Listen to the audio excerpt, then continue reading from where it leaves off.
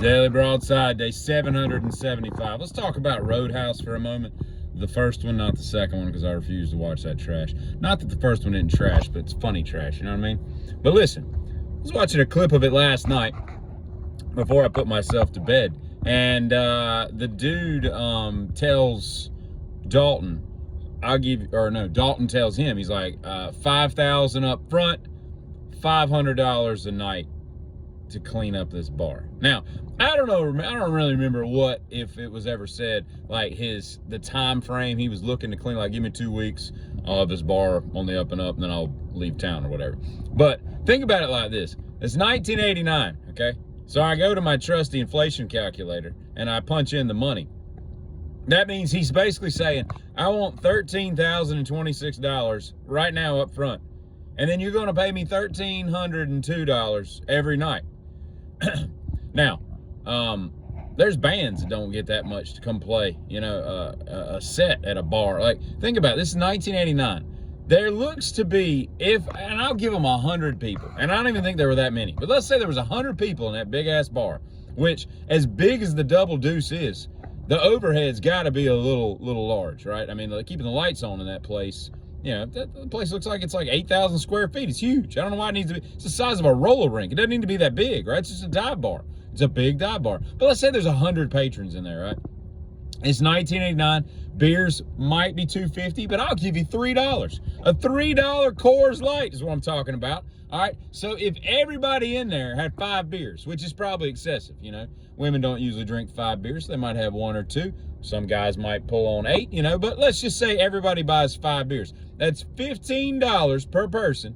There doesn't appear to be any kind of cover charge to get in the sumbitch, because when the guys get out of the monster truck, which, don't get me started on the gallons per mile that a monster truck. Why would your street tough, hooligan, tough guys drive a monster truck? That's the most, get them, boys. Well, hold on a second. I'm 11 feet in the air. I got to get down first before I break an ankle. That's the stupidest, most unpractical, villainous vehicle ever. Yeah, if you want to go drive through the local Buick dealership and, Brad Wesley the place up, that's great. But just to have that as a drive-around vehicle, you wouldn't get into town. You'd have to, hey, boss, yeah, we're going to need some more fuel. Those things burn like methanol, copious amounts of it. That's just, nevertheless. They get out of the truck, and the 4 of them, even though I think it's a single cab, F-150 that they got out of, but I guess they rode in the bed, I don't know, which is even more dangerous to get out of. Try getting out of the bed of a monster truck. There's no ladder in these damn things. Anyway, they walk in, they just walk right in. Nobody checks them, no checking IDs, no cover charge. So there's no cover charge. So 5 beers at $3 a person, or a beer, that's $15. My math tells me 100 people, that's $1,500.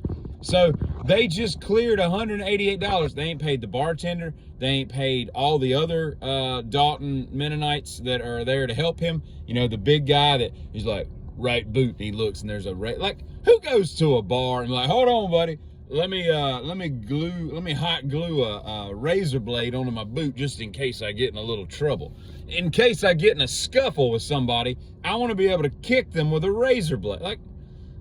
That's dumb, okay? That's for the only reason you would do that is if you got roach kickers, right? Or was it cockroach boots, roach kickers? Is that what it is? Where you can kill bugs in the corner of a room? Anyway, so $1,500. That ain't including the lights. That ain't including the fact that, and you charge $3 for a beer. Unless you stole it from a beer truck, that beer costs money. So you might be making $1. Okay, so now we've backed up and we've made way less than 50. My point is, you can't pay Dalton $1,302. And I know the dude said, I've come into some money recently. That doesn't mean he just wants to blow it on everything. And maybe I just think there should have been some plot things going on that kind of made it a little bit more explanatory, where you're like, oh, okay, so he's just going to dump 50 grand into the bar, get it where it needs to be, and then we're off to the races and we can make some money. It seems to me like this town is still going to be the same. The clientele is going to be the same, right? If Dalton comes in, sweeps the place up, cleans it, and then lets it go, it's going to go right back to what it was. So now you have to hire Dalton, and Dalton, you can't afford to hire Dalton. Dalton is he's too out of your price range for that, you know.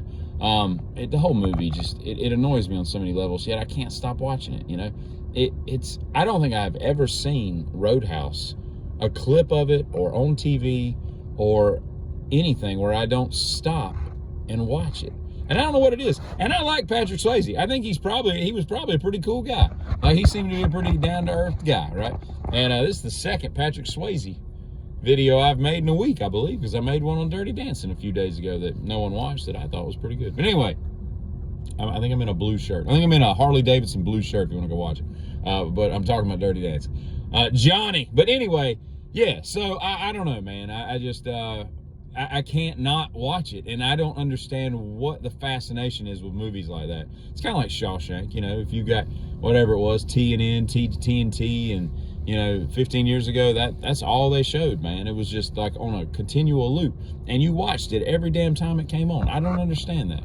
Forrest Gump kind of has that appeal, although I don't like Forrest Gump. I find watching that kind of appalling. Anyway, I'll say this to end it, because I could talk about many facets of Roadhouse. I could make like a 2-hour video on Roadhouse alone, because the nuances of it are so great. But you know that when, you know, florists, they have that like block of like green foam, and they stick the plants or the fake flowers in it and whatnot.